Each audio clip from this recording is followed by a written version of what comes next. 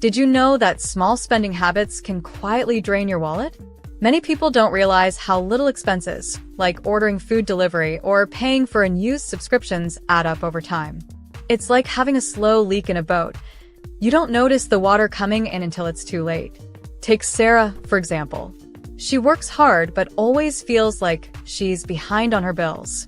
She dreams of saving for a better life, but finds her bank account empty at the end of every month. What she doesn't realize is that her spending habits, like paying for convenience or buying things she doesn't really need, are keeping her stuck. The truth is, many people waste money in ways they don't even think about. These aren't just big, obvious expenses, but small, sneaky ones that seem harmless at first. Over time, they add up to missed opportunities to save or invest. In this video, we'll uncover 8 surprising things poor people waste their money on. These are not the usual tips you've heard before. By recognizing these hidden costs and making smarter choices, anyone can start living a more frugal, financially secure life. Let's dive in. Number 1. Lack of planning for seasonal purchases. Many people end up wasting money because they don't plan for seasonal purchases. This happens when you buy things like winter coats, summer gear, or school supplies during peak seasons when prices are at their highest. Stores know that demand is high during these times, so they raise prices, leaving shoppers with fewer options and bigger bills. For example, Sarah needed a winter jacket in December, just as temperatures dropped. She paid $150 for a jacket that would have cost half the price if she had bought it during the summer.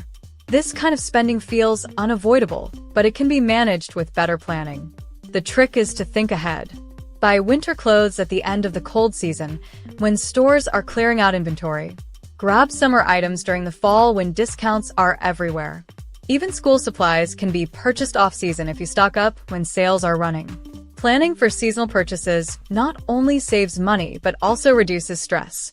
Instead of rushing to buy at the last minute, you'll already have what you need. A little planning can make a big difference, helping you avoid overpaying and keeping more money in your pocket. Number 2. Paying for idle time expenses. One big way people waste money is by paying for things they aren't actively using, what we call idle time expenses. This includes things like storage units filled with unused items, long-term parking spaces, or subscriptions to services that sit untouched.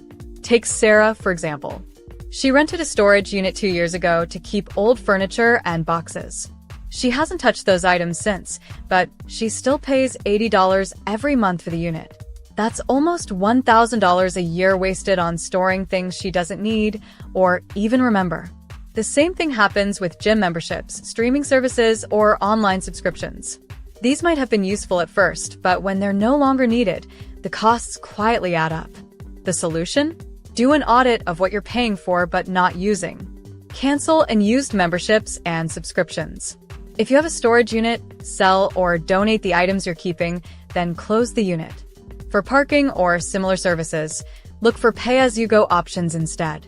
By cutting out idle time expenses, you'll free up money for things you actually use and enjoy. Small changes like these can have a big impact on your budget. Number 3. Ignoring bundled savings in utilities and services. Many people waste money by paying for separate utilities and services instead of bundling them together. This includes things like internet, cable, and phone plans. Companies often offer discounts when you combine these services, but most people stick to what they've always paid for, even if it costs more. Take Sarah, for example. She pays $60 for her internet, $40 for cable, and $30 for her cell phone plan. That's $130 every month. She didn't realize that her provider has a bundle deal for all 3 services for just $90. By not checking for discounts, she's losing $480 a year. This kind of waste happens because we don't take the time to review our bills or call companies to ask for better deals. Companies often rely on this, knowing most customers won't bother to negotiate. The fix is simple. Take an hour to review your services. Call your provider and ask about bundles or promotions. You might also save by switching to a competitor offering better deals. By bundling services or negotiating discounts, you can save hundreds of dollars a year. It's an easy way to cut unnecessary costs and keep more money in your pocket. Number 4. Defaulting to new rather than borrowing or renting. Many people waste money because they automatically buy new items instead of borrowing, renting, or reusing what they already have. This habit can cost a lot, especially when the item is only needed for a short time. For example, Sarah wanted to hang some pictures and bought a $70 power drill. She only used it once. If she had borrowed one from a neighbor or rented one from a hardware store, she could have saved most of that money. Similarly, people spend money on new party decorations, books, or tools when they could share, borrow, or rent these items. This happens because borrowing is often overlooked and renting might seem inconvenient. But the truth is, communities and online platforms now make it easier than ever to share resources. Many neighborhoods have tool libraries, and websites offer options to rent equipment, decorations, or even clothing at a fraction of the cost. The next time you need something, ask yourself, do I really need to own this? Borrowing, renting, or repurposing not only saves money, but also reduces clutter and waste. It's a smarter, more sustainable way to manage your spending. Number 5. Hidden costs of social obligations. Social obligations like birthdays, weddings, and holidays can quickly drain your wallet if you're not careful. Many people feel pressure to spend money on expensive gifts, outfits, or parties to show they care or to fit in. These costs might seem small at first, but they can add up fast. For example, Sarah was invited to a friend's wedding and felt she had to buy a $100 gift and a $75 dress for the event. Later that month, she spent another $50 on a baby shower gift for a coworker. While she wanted to be generous, these expenses left her struggling to pay bills. The truth is, you don't have to spend a lot to show you care. Instead, focus on thoughtful and affordable options. For gifts, consider DIY projects, baking something special, or pooling money with others for a group gift.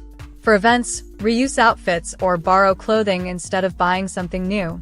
The key is to set limits and prioritize your budget. Social obligations are important, but they shouldn't push you into financial trouble. By planning ahead and finding creative ways to participate, you can celebrate with others without overspending. Number 6. Overpersonalization in beauty and grooming. Many people spend too much money on beauty and grooming because they follow expensive trends or feel pressure to look perfect.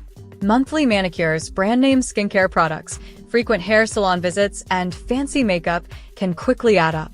These personalized routines may feel necessary, but often, they're more about following trends than actual needs. For example, Sarah spends $50 on a manicure every 2 weeks and $40 on high-end skincare products she saw on social media. That's almost $2,000 a year. She also goes to the salon every month for treatments she could do at home for a fraction of the cost. The truth is, you don't need to spend a fortune to take care of yourself. DIY beauty solutions, like at-home nail kits or natural skincare recipes, can save you hundreds of dollars. Reusable items like razors or makeup pads also reduce waste and costs over time. Focus on simplicity.